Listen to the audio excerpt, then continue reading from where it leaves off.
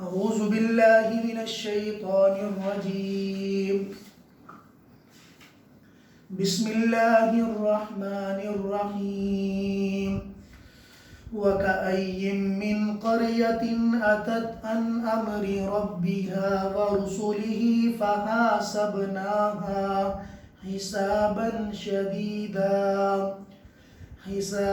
شديدا وعذبناها عذابا نكرا فذاقت وبال أمرها وكان عاقبة أمرها خسرا أعد الله لهم عذابا شديدا فاتقوا الله يا أولي الألباب الذين آمنوا قد أنزل الله إليكم ذكرا رسولا يتلو عليكم آيات الله مبينات ليخرج الذين آمنوا وعملوا الصالحات من الظلمات إلى النور ومن يؤمن بالله ويعمل صالحا يدخله جنات تجري من تحتها الأنهار خالدين فيها أبدا قد أحسن الله له رزقا الله الذي خلق 7 سماوات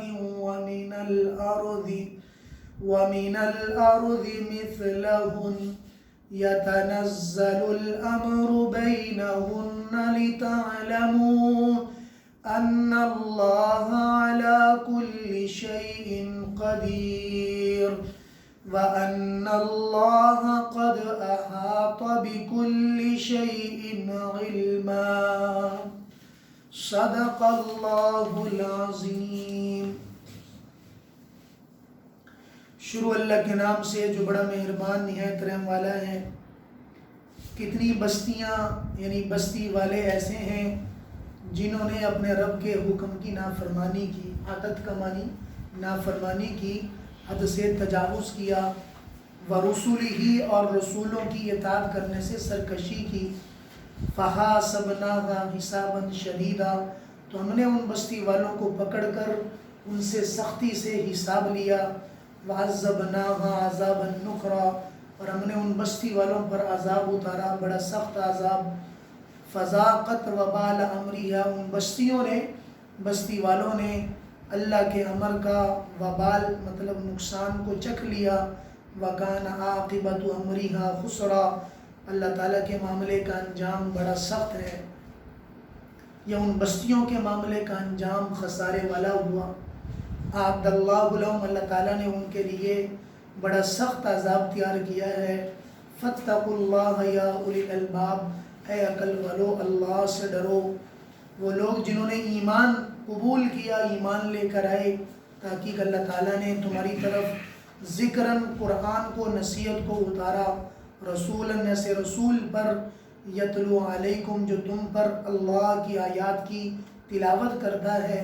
مبینات، اور وہ آیات واضح ہیں، ان میں کوئی باتیں چھپی ہوئی نہیں ہیں، تاکہ ایمان والوں کو، جنہوں نے ایمان قبول کیا، نیک عمل کیے، اللہ ان کو نکال دے، یعنی من الظلمات الی النور، اندھیروں سے روشنی کی طرف.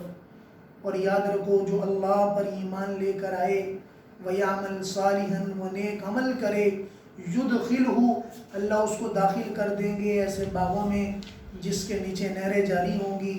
خالدین فیہا ابدا، جن باغات میں وہ ایمان والے ہمیشہ رہیں گے. تاکہ اللہ تعالیٰ نے ان کے لیے رزق کو جنت میں اچھا کر دیا. اللہ الذی، وہ اللہ ہی تو ہیں جنہوں نے 7 آسمانوں کو پیدا کیا اور 7 زمینوں کو انہی طرح کا پیدا کیا. یتنزل الامر بینہن، اللہ ان کے درمیان میں معاملات کو اتارتے ہیں اپنی مرضی کے مطابق جو چاہتے ہیں، تاکہ تم جان لو ان اللہ علی کل شیء قدیر، بے شک اللہ تعالیٰ ہر چیز پر قادر ہیں، وَأَنَّ اللَّهَ قَدْ أَحَاطَ بِكُلِّ شَيْءٍ عِلْمًا، تحقیق اللہ تعالیٰ نے ہر چیز کے علم کا احاطہ کیا ہوا ہے، کوئی بھی چیز اللہ تعالیٰ کے علم سے خالی نہیں ہے۔ تو ان آیات مبارکہ میں اللہ تعالیٰ نے کچھ بستیوں کا مختصر انداز میں، جو بستیاں جن کا ذکر قرآن کریم کے اندر تفصیل کے ساتھ ہوا، ان کے واقعات اللہ تعالیٰ نے بتائے ہیں۔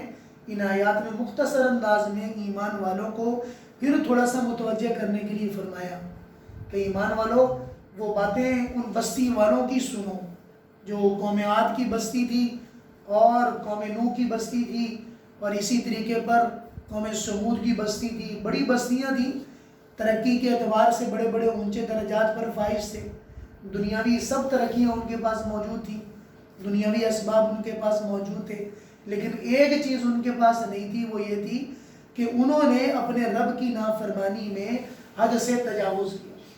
اللہ کی نافرمانی میں عطت کا معنی اپنے رب کے حکم سے تجاوز کرنے لگ گئے۔ ایک ہوتا نافرمانی کرنا ہے کہ تجاوز کرنا، جیسے ہم کبھی کبھار ایک جملہ بولتے ہیں کہ بھئی اب تمہاری زیادہ ہو رہا ہے، اب تمہارا زیادہ ہو رہا ہے، مطلب کیا ہے کہ میں برداشت تو کرتا رہا لیکن اب تھوڑا سا آپ کا رولا روزانہ ڈالنا، روزانہ باتیں کرنا، روزانہ ٹون مارنا، روزانہ مجھے سنانا اب تھوڑا سا اس درجے میں ہو چکا ہے کہ میں آپ سے پکنا شروع ہو چکا ہوں، یا میں آپ کے لیے کچھ غلط قدم نہ اٹھاؤں۔ فرمایا کہ نافرمانی تو وہ کر رہے تھے، نافرمانیاں تو کر رہے تھے، اتت عن امر ربیہا، کہ اپنے رب کے حکم میں حد سے تجاوز کرنے لگے۔ حد سے تجاوز کرنا کیا ہے کہ وہ سرکشی کے اعلیٰ درجے میں چلے گئے، ربوبیت کا دعویٰ کر بیٹھے اور یہ دعوے کرنے لگے کہ ہم سے کون بڑا ہے، اللہ کی کبریا کو چیلنج کرنے لگے، اللہ کی بڑائی کو چیلنج کرنے لگے، کبھی کسی کو اپنی طاقت پر غرور، کبھی کسی کو اپنے علم پر غرور، اور کبھی کسی کو اپنی دانشوری پر غرور، کبھی کس کو کس حالت پر غرور، جو آج ہمیں اپنی چیزوں پر ہے، جو آج کی دنیا کو اپنی چیزوں پر اور اپنی ترقیاتی چیزوں کے اوپر ہے، یہ سارا کا سارا ان قوموں کے اندر بھی عروج پر ہوا جو آج بھی عروج پر ہے۔ آج تو اللہ کے وہ جاننے والے، اللہ کے چاہنے والے، ایمان والے دنیا میں موجود ہیں، توبہ کرنے والے، اللہ تعالیٰ سے رونے دھونے والے میرے عزیز دوستوں، ورنہ اللہ پاک ان کی سرکشیاں اور ان کے اناد کی وجہ سے ان کو ایسا پکڑیں کہ ان کو بچانے والا کوئی نہ ہو۔ اللہ کی پکڑ تو کہیں سے آ سکتی ہے، ہوا میں اڑتے ہیں، اللہ وہاں سے پکڑ لیں، ہوائیں ناموافق کر دیں، معمولی سی خرابی پیدا کر دیں، کون ہے ان کو بچانے والا؟ معمولی حادثے میں کتنے 100 دنیا سے چلے گئے، سمندروں میں جو ہے سیریں کرتے ہیں عیاشی نما جہازوں کو لے کے، اللہ وہاں سے پکڑ دیں، پانی کو حکم کر دیں، پانی تباہ کر دیں، کون ہے بچانے والا؟ کیونکہ پانی بھی اللہ کا، ہوا بھی اللہ کی، زمین بھی اللہ کی، آسمان بھی اللہ کا۔ فرمایا کہ ان کی جب زیادتی سرکشی میں بڑھ گئی، حد سے تجاوز ہو گئی، فَحَاسَبْنَاهَا حِسَابًا، فرمایا کہ پھر ہم نے ان کا حساب سختی سے کیا، وَعَذَّبْنَاهَا عَذَابًا نُكْرًا، ایسا عذاب دیا کہ جو عذاب قیامت کے دن تک یاد رکھا جائے گا۔ قوم لوط کی بستی زمین سے اٹھائی گئی، آسمان پہ لے جا کے پٹخ دی گئی اور پتھر مارے گئے آسمان کے اندر سے۔ قوم نوح کو پانی کے ذریعے سے تباہ کر دیا گیا، ان کا کوئی نام و نشان دنیا میں باقی نہ رہا۔